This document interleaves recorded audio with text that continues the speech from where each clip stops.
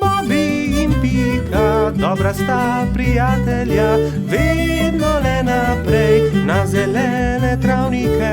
Bobby in Pika, ko posije sonce, vesela in smeje, odhitita v gori. Bobby in Pika, dobra sta prijatelja. Papirnati zmaj. Polž Bobby je še vedno spal, ko je Pikapolonica Pika potrkala na njegovo okno. Dobro jutro, Bobby. Pridi, greva narediti papirnatega zmaja. Pika je narisala zmaja na papir in Bobby ga je izrezal. Okrasila sta ga z barvnimi papirnatimi trakovi. In nato sta nanj privezala dolgo vrvico. Greva ga preizkusit, je rekla Pika. Z roko v roki sta odšla, da bi preizkusila svojega papirnatega zmaja.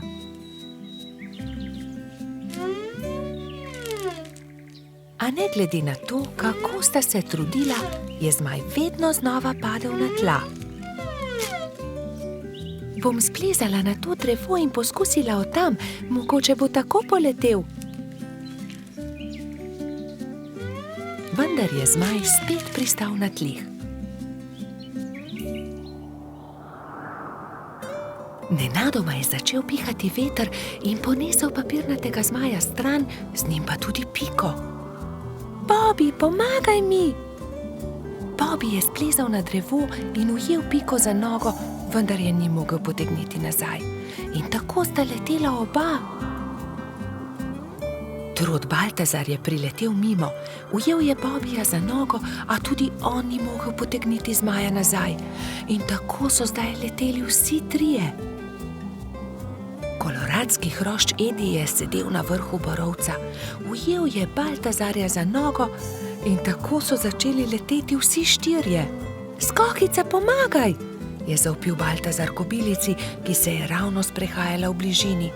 Skokica je ujela Edija za nogo in tako je zdaj letelo vseh 5. Veter je začel postajati močnejši in močnejši. Petuljčica Rozi je priletela mimo, ujela je Skokico za nogo in tako jih je letelo vseh 6. Hrošč Rogač Gašper in kačja pastirka Zefira sta jih brezupno gledala.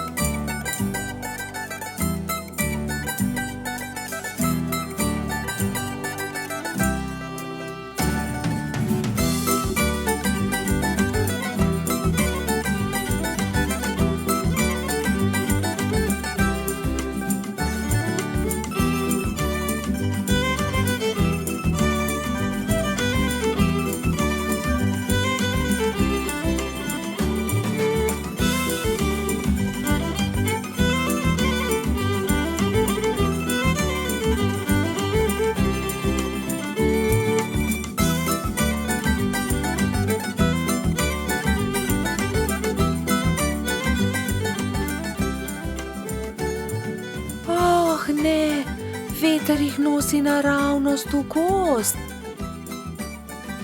Papirnati zmaj se je ujel na vrh borovca in vsi so pristali na vrhovih dreves. Nato se je veter umiril in pokazalo se je sonce. Bobby se je ves zaskrbljen obrnil proti Pikapolonici. Pika, jaz ne znam leteti, kako bom prišel dol? Ne skrbi, Bobby, prepričana sem, da se bomo česa domislili. Že vem, je vzkliknil Gašper. Pridi sem, Bobby, skoči na to odejo, ne bodi prestrašen, ne bo se poškodoval. Takoj, ko je Bobby pristal na odeji, se je odbil in poletel nazaj v zrak. Poglej me, to je zabavno. Poskusimo še mi, so vzkliknili drugi. Skakali so po odeji gor in dol do pozne večerne ure.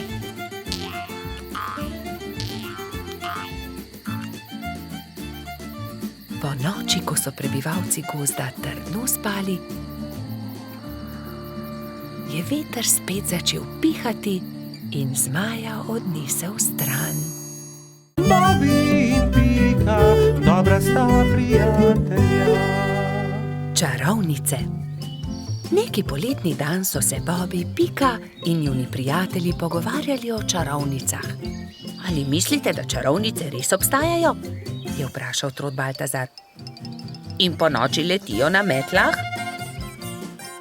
No, res ne vem, je zamomljal Bobby. Nedolgo zatem sta se Bobby in Pika odpravila domov. Zakaj se zvečer ne vrneva? Mogoče bova videla čarovnice, je predlagala Pikapolonica.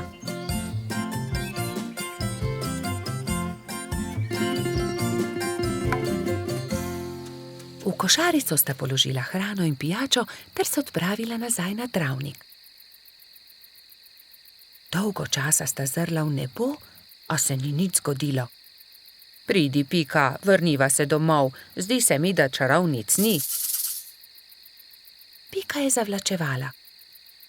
Bobby, izza tistega drevesa je prišel čuden zvok. Bobby, listje se premika. Tako sta bila prestrašena, da sta se oprijela drug drugega.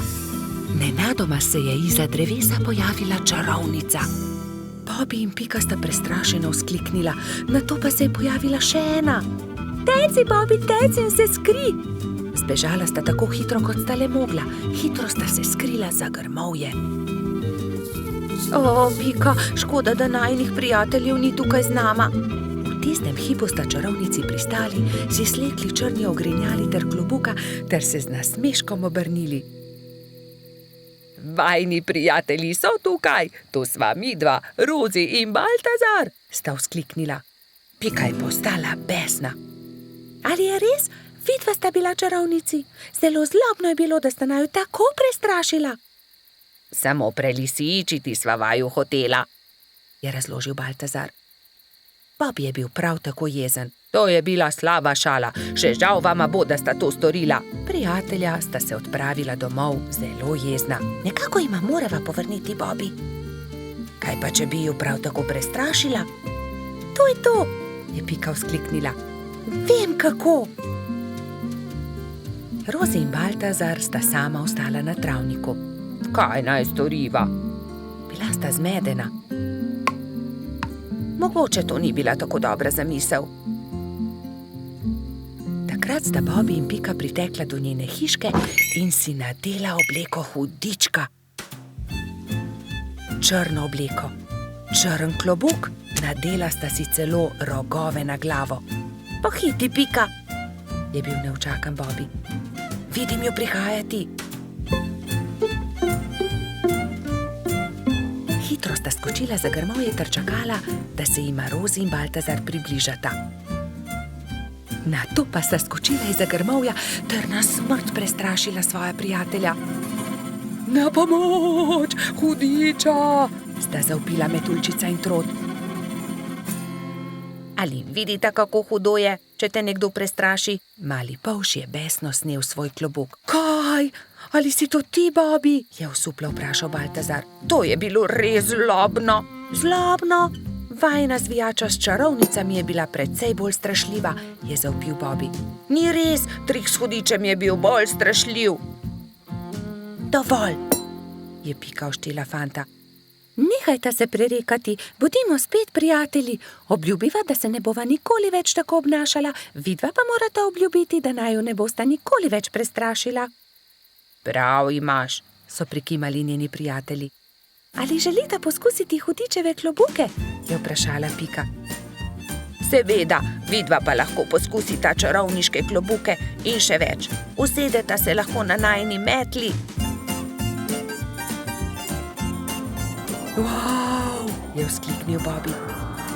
Letimo prav tako kot čarovnice? Da, je dodal Baltazar, kot prave čarovnice.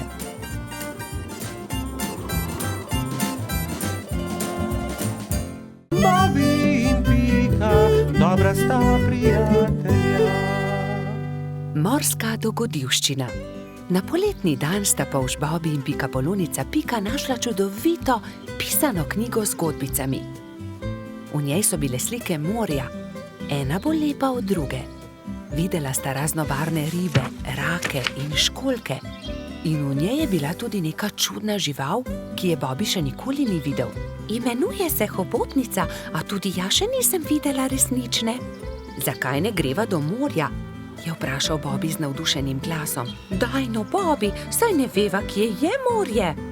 Pridi z mano, vprašajva sovo, ona ve vse.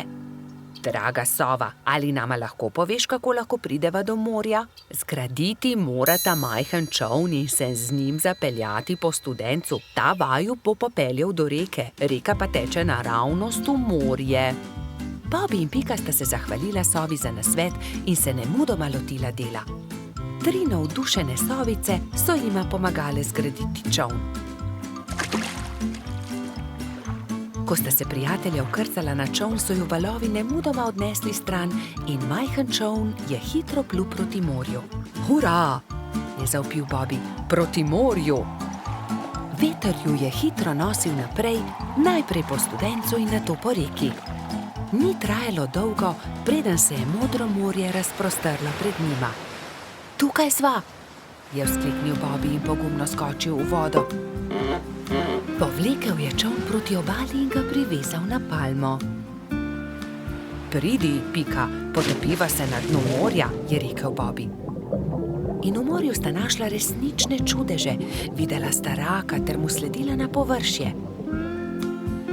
Oprosti, ali nama lahko poveš, kje bi lahko srečala resnično hobotnico? Je vprašala Pika.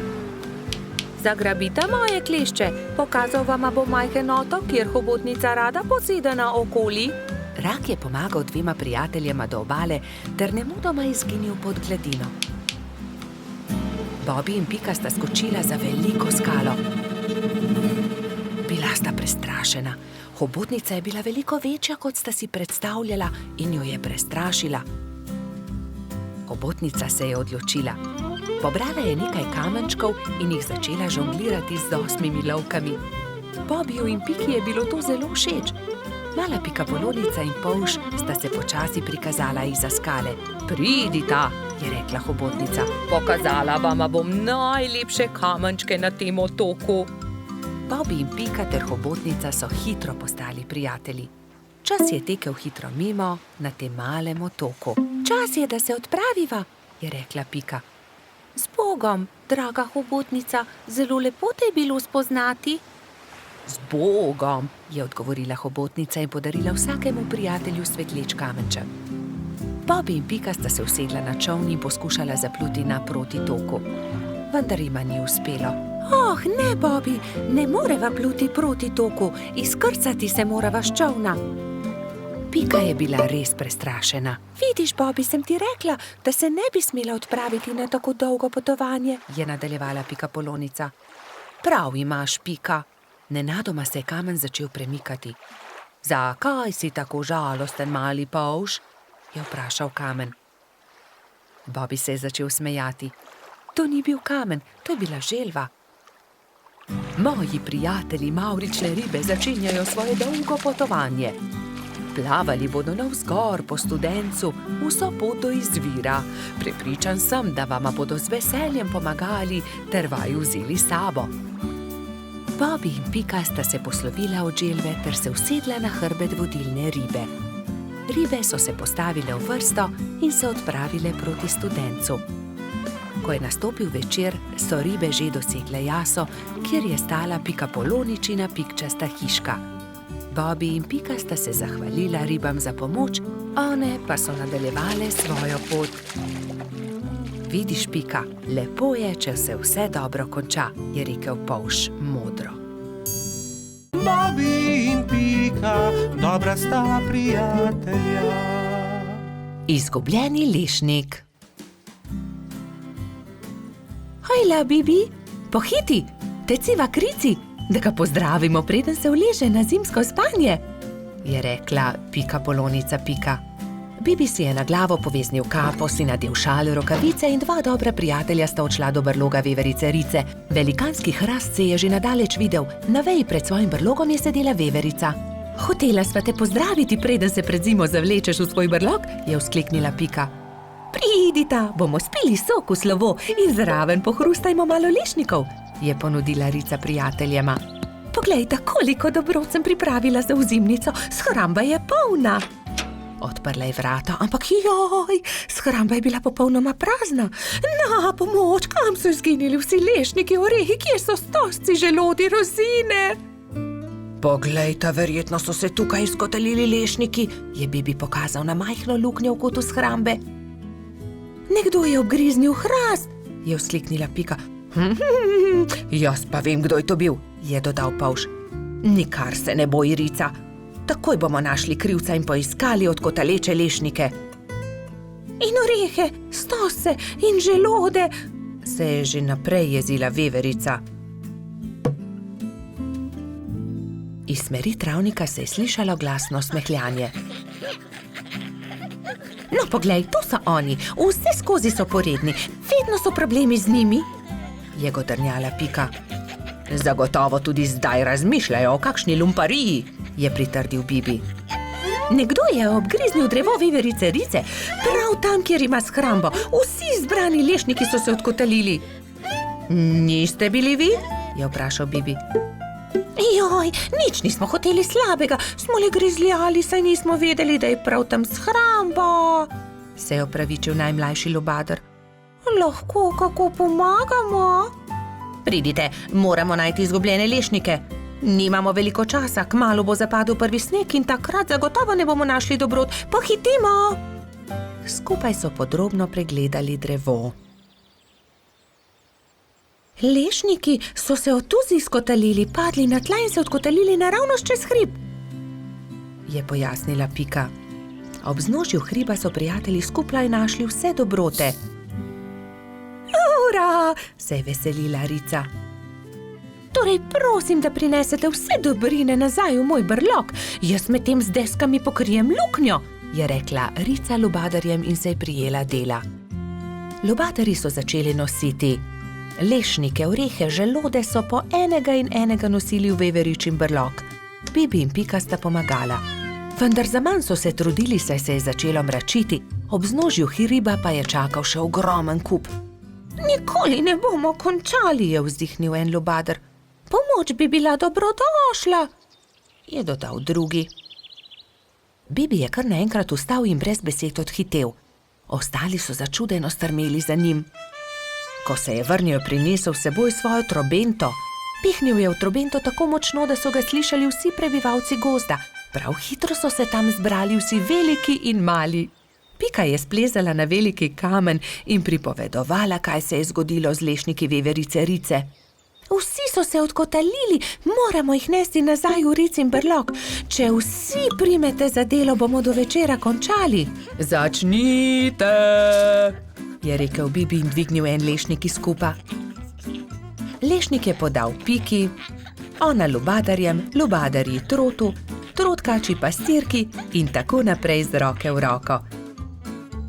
Preden se je na nebu pojavila luna, so se vsi lešniki, želodje, orehi in kostanji vrnili nazaj v veveričin Ricin brlog.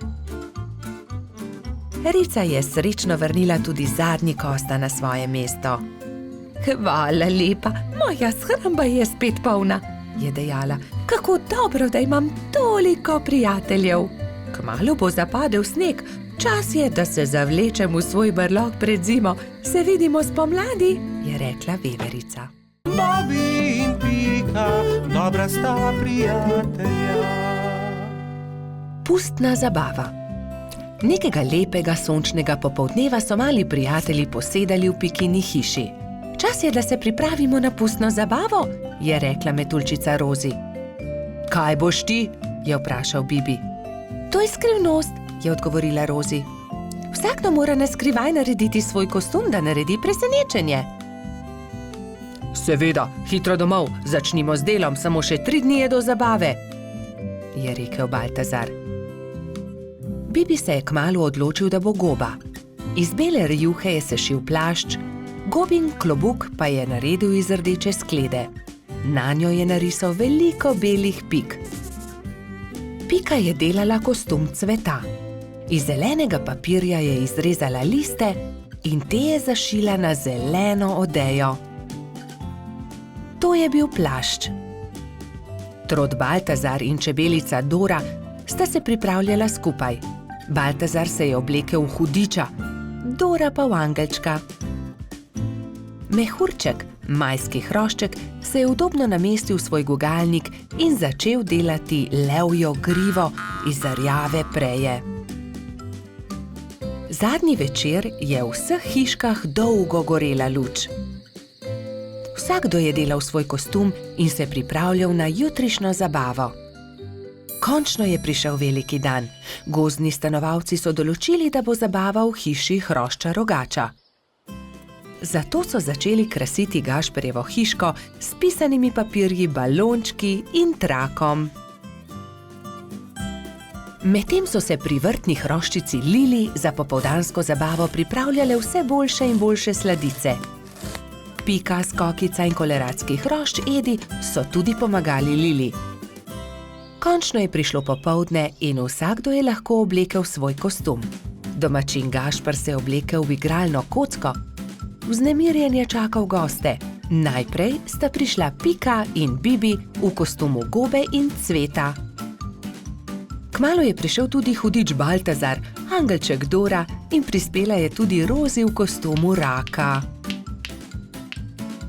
Kot kaktus je prišla kobilica Skokica, mehurček kot lev, Edi oblečen kot kuhar, Lili v grozdjem kostumu. Na njeni obleki je viselo veliko vijoličastih balonov. Kresnička se je oblekla v svinčnik, Bolha v meduzo, Polž Žiga v vojaka, Mala mravljica pa kot palačinka.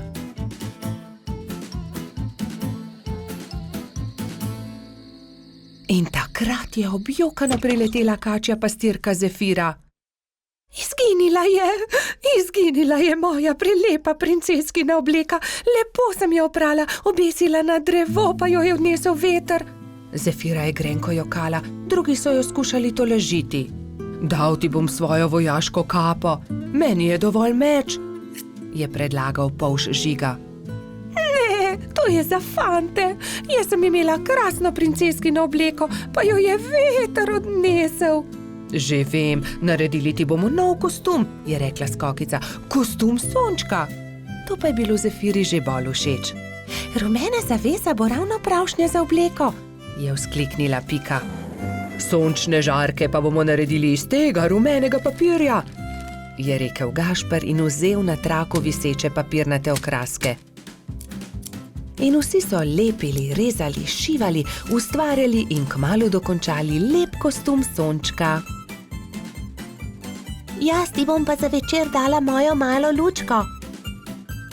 Svinčnik tako ne rabi lučke, je nasmejano rekla Kresnička. Hvala lepa, je rekla Zefira in bila tako srečna, da je zardevala od sreče. Mali prebivalci gozda so peli, plesali in vsi so menili, da ima najbolj zanimiv kostum prav Zefira. Saj sonček, ki tudi ponoči sije, je zares poseben.